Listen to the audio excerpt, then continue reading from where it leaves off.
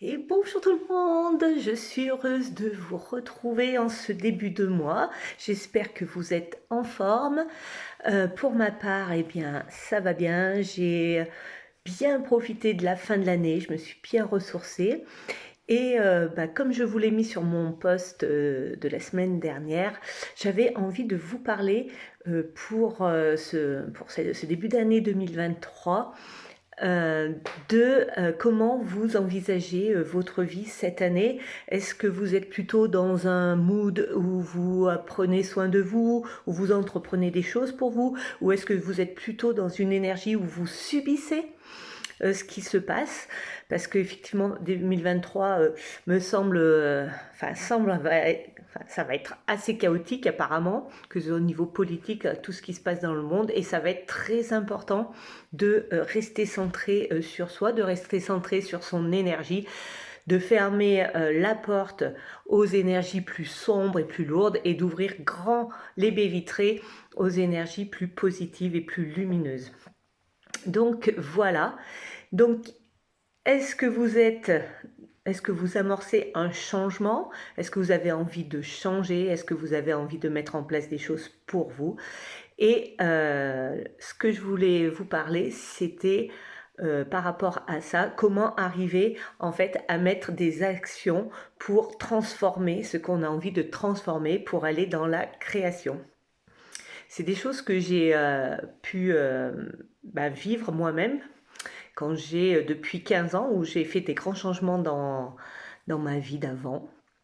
Et je me suis aperçue que finalement, on a beau avoir l'élan pour vouloir changer des choses, mais finalement, des fois, au niveau des actions, eh ben, on n'arrive pas à les mettre en place, tout simplement parce qu'en fait, on a des mécanismes qui se mettent en place, on a des croyances qui font que nos actions vont toujours aller dans le même sens et en fait, on n'arrive pas à changer, on n'arrive pas à évoluer vers quelque chose de différent. Et je voulais vous parler justement de ça et de se mettre en conscience par rapport à ça.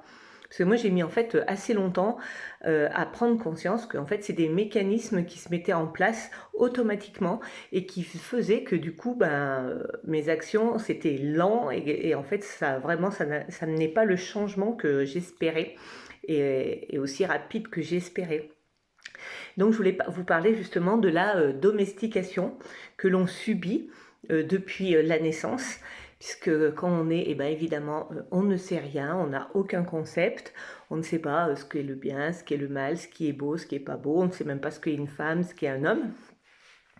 Et au fur et à mesure eh bien, que l'on grandit, ce sont les autres, d'abord nos parents, la famille, puis l'école, les amis, la société, qui nous enseignent tout ça et qui nous enseignent aussi qui on est. Parce qu'en fait, on n'a pas de miroir pour se regarder, on ne sait pas qui on est. Et c'est au fur et à mesure du temps que des gens vont poser des images sur nous, les images en fait que eux, ils croient que... Enfin, les images qu'ils croient que nous on est, mais en fait ce n'est pas nous. Et au fil du temps, eh bien, nous on va se forger notre propre image, on va faire comme une compilation de tout ce qu'on a entendu de nous, parce qu'on va s'être aperçu que tout le monde ne dit pas la même chose, et du coup on va se forger notre propre image, et à un moment on va pouvoir affirmer au monde que, je ne sais pas, on est bon à l'école, on est mauvais au sport, on est timide ou pas, et en fait on va présenter au monde l'image que l'on croit être.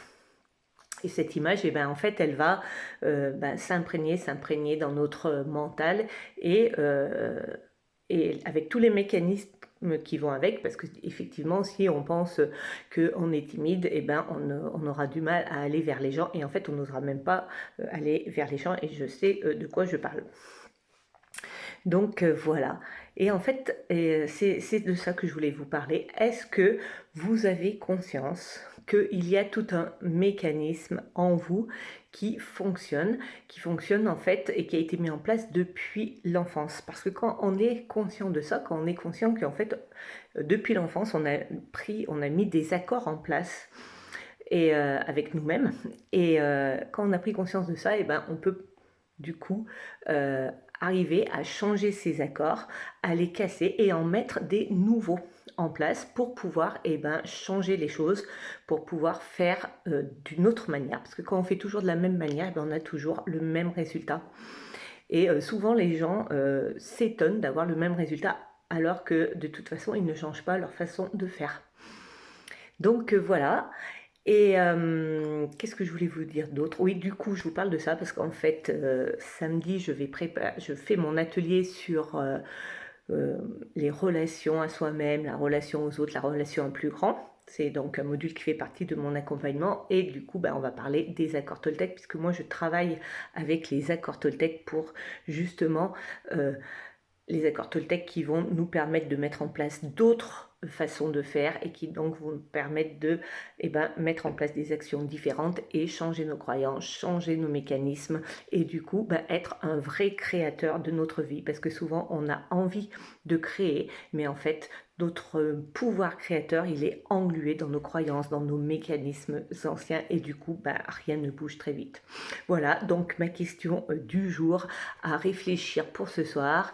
Est-ce que vous êtes conscient que vous fonctionnez en fonction de vos croyances qui peuvent être limitantes, en fonction de l'image que vous vous faites de vous et qui n'est pas vous, en fonction de tout ce petit brouillard qu'on a tous dans la tête et qui sont nos petites voix qui commandent nos actions.